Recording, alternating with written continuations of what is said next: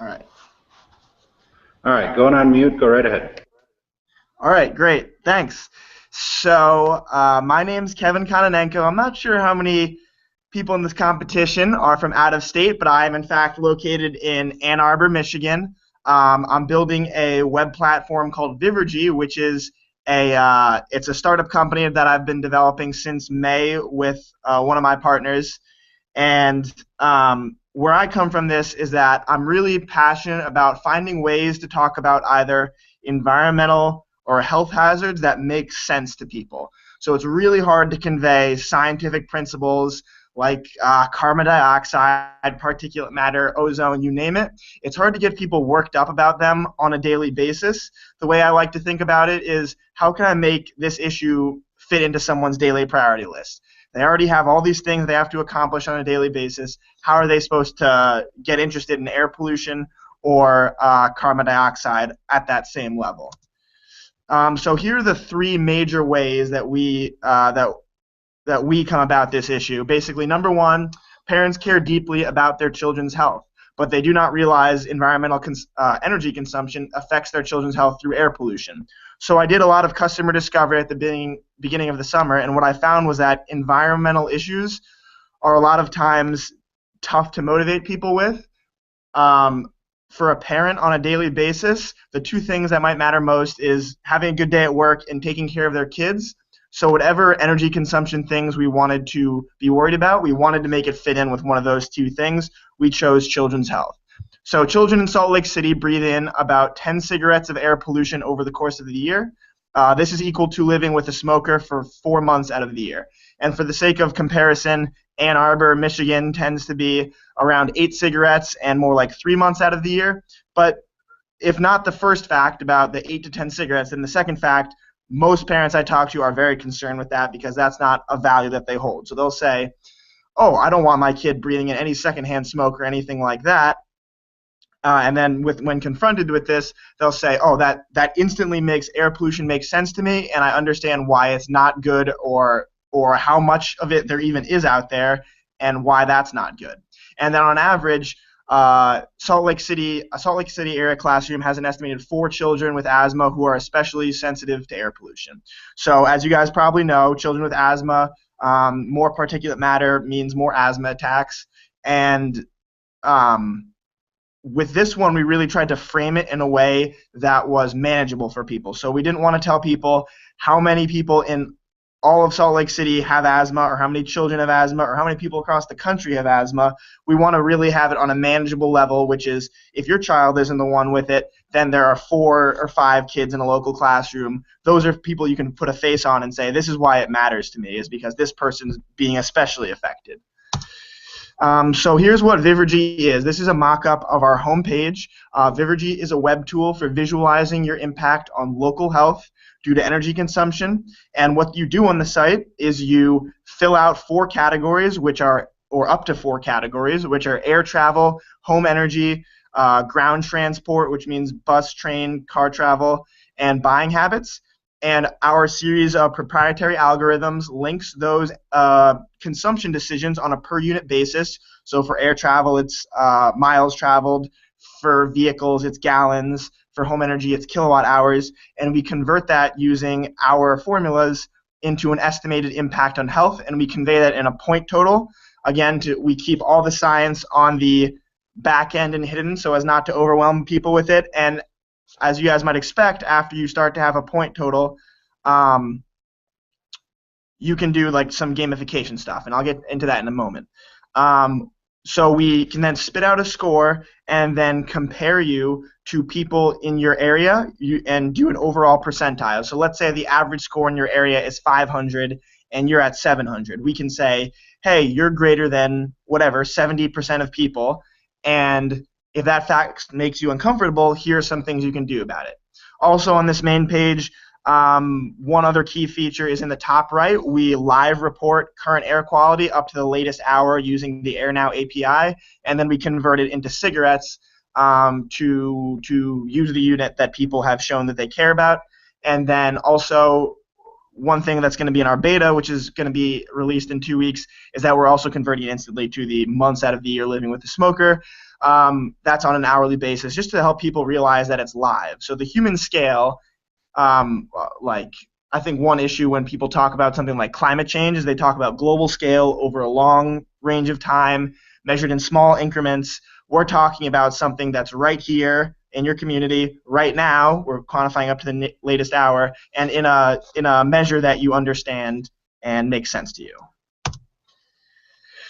So here is a mock-up of our groups interface. What we can, at the top right, is just that statistic of how many kids in the local classroom have asthma.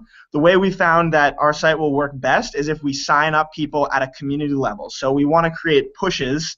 We want to create really focuses on specific communities and then get people all worked up about it, because, I mean, at the end of the day, if you're the one person addressing air pollution, it's really hard for it to feel meaningful. But if you know a lot of other people around you are doing it with you, then it makes it a lot easier and makes more sense for you to be doing it in the first place.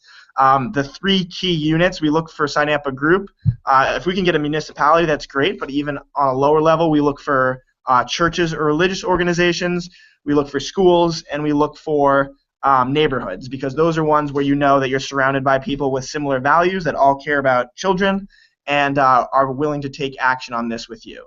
And just a brief note on our back end about how we organize all these groups. So everything is organized using the AirNow API, which I'm assuming at least some people know about. But with the AirNow API, basically there's 2 tracks of it based on my understanding.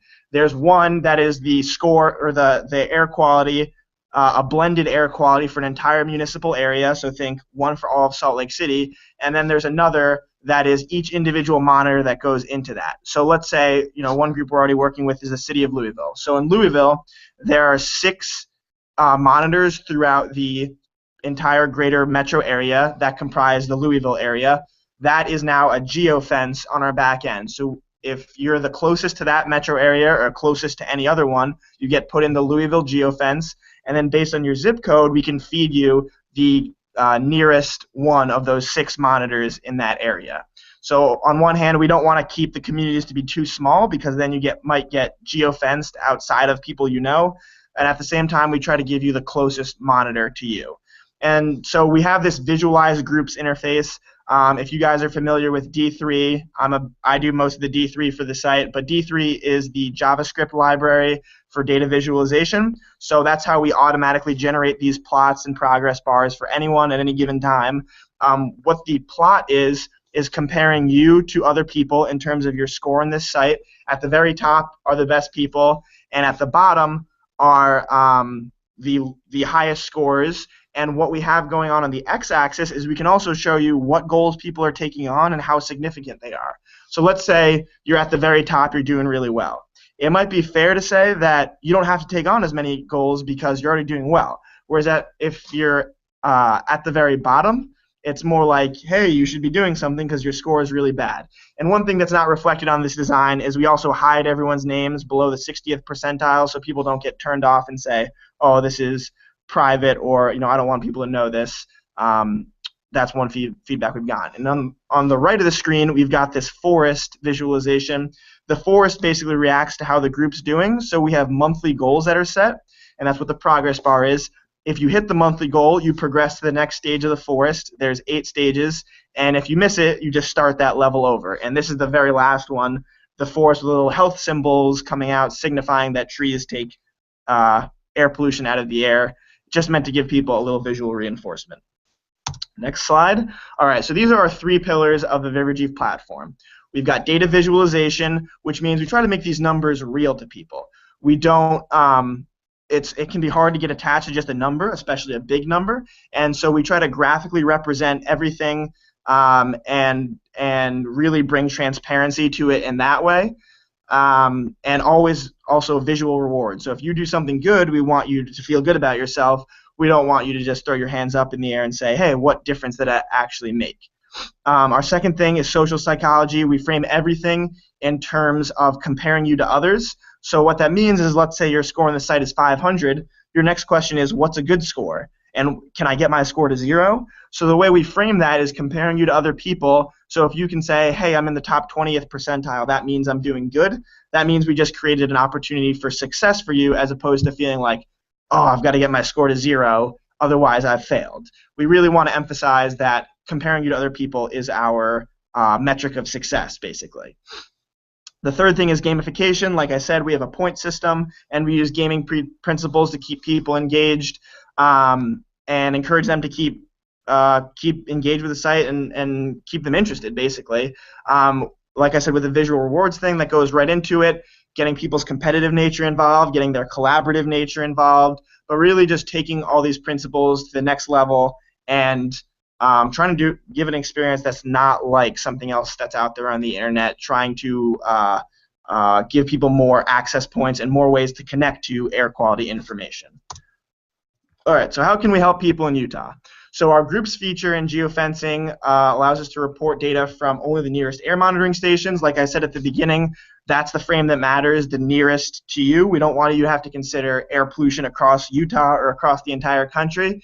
And also, once we have our point system, we're helping you show how your actions add up with people around you to create impact, getting over the feeling of what does my one thing make. So our back end is really scalable across the entire country. Wherever there are air quality monitoring stations, we'll have a geofence and we'll have groups that can be made.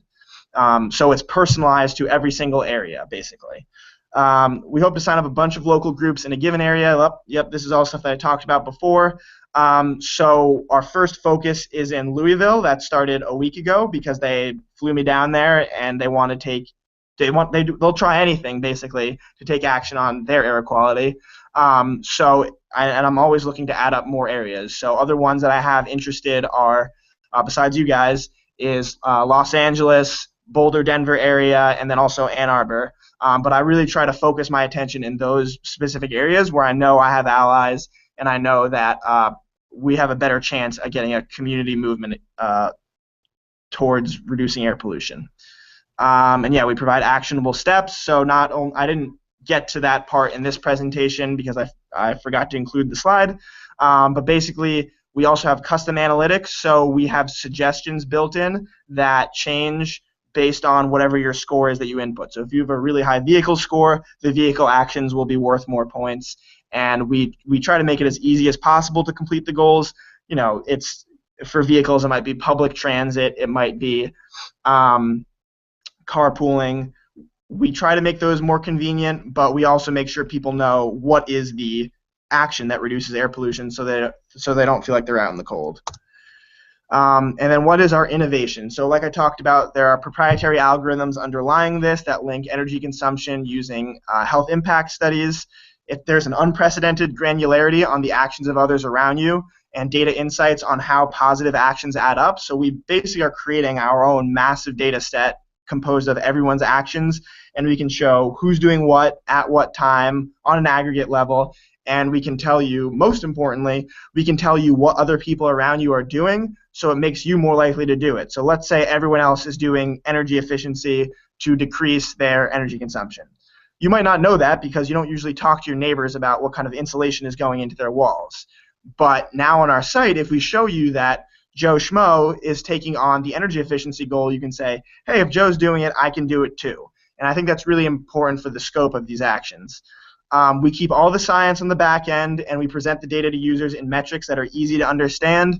From my experience of talking to people, anyone outside the STEM, highly educated college graduates, is that people don't understand this stuff. Yes, they understand why it's good or bad, but they can't emotionally connect to it. So that's why we present it in metrics that make sense. And we're talking about air pollution when everyone else is talking about climate change. So this is one of the reasons why I was glad to get in touch with you guys, is that you in Louisville are like some of the only air pollution innovative efforts that I've seen, and I've looked hard across the country. And I'm excited about it because I feel like air pollution really appeals to the human scale as opposed to climate change, which can be a very nebulous issue and it's really hard to motivate people on a daily basis about climate change, basically. All right, what data sources are we using and to what extent? They are now API. I told you, I'm sure a bunch of other groups are using that too. It's a scalable and reliable data feed, and it also allows us to create a backend that fences people based on zip code. So it allows us to basically blanket the entire country at once. We use the EIA, I think that stands for the Energy Information administration, and that is also how we calculate your score from the home energy side. So since different states have different energy mixes, your energy score, just because you consume 1,000 kilowatt hours in Utah, does not equal consuming 1,000 kilowatt hours in California.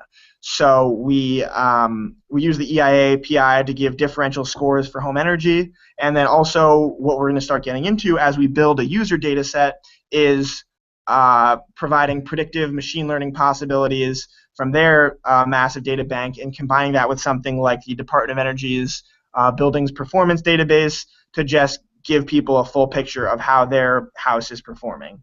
We use CDC asthma data. That's how we give you those asthma estimates. And I mean, it's just a pretty straightforward calculation.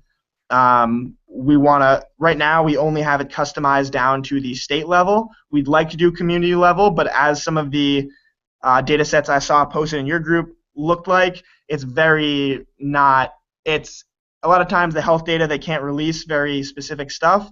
So we couldn't get a good grasp on any county level stuff that was reliable. The best we can do right now reliably is state level, and then we'll go into county level or something later. And then the research by C.R. and Pope at BYU, that's where we get our cigarette numbers based on a study on dose response curves he did. I don't know how long it was. I think it was in 2005 or 2006, comparing exposure to air pollution basically with exposure to cigarette smoke and trying to put the two on the same measure. And then we also use studies done in the California area to find those months out of the year living with a smoker to compare them on that level. And then what are we making open source? So currently our only open source thing is just converting your particulate matter numbers into cigarettes and months living with a smoker via an API. That was really easy to do. It's just 2 people building this, and we're kind of working on it all day, every day. So it's been hard to open source more of it because it takes a little bit of effort, and we're trying to build the product. But the next thing we would open source is just create an API for the entire Vivoji system so that you would plug in like, hey, I'm going to reduce my consumption by 1,000 kilowatt hours in Utah. What'll that lead to in my V-score? And then anyone can access that data and learning how your V-score is reduced by whatever energy reduction action it might be. This is the team. So the two main people it's myself and Dom that have been working on this full-time since May. I graduated in 2014. Dom is currently a U of M student in the computer science program, but he will drop out if we can get this thing off the ground and get users on it, basically. And then our other team members, we've got Noel in the room who's really helped us understand what it looks like on a community level and see if we can make this thing happen in Salt Lake City if this is a priority for people. And also we have 2 of Dom's friends, Justin and Jeremy, help us out with the front end and some of the data visualization stuff and some of the responsive design stuff. And yeah. And then, so what are the next steps to help us have the biggest impact possible? So the first and best thing for us right now would just be connections with community groups in the Salt Lake City area. I'd love to get a nice little community going in Salt Lake City because it sounds like there's already activism and interest. If you guys are having a big data event on air quality, which is pretty much unheard of, I think, it would be a great place to do this stuff, and I'd love to talk to whoever's interested. I've tried to reach out to Utah Physicians for a Healthy Environment. There's a Moms Clean Air group around there, I know. Noel talked about Breathe Utah in the city. So these are all groups that I'd really be interested in working with, and I think that would be a great next step is using this tool to make air pollution real and get people active over reducing it. And then the second thing is fundraising. So it's funded out of my life savings right now, which are dwindling. If we could get some sort of grant money to build more, I'd be happy to take grant money to build custom features for someone or to do something else with the platform, or we'll take investor money. But really, it would be good to get some money right now so we can scale this thing up. And that's it. Thanks a lot for your time, guys.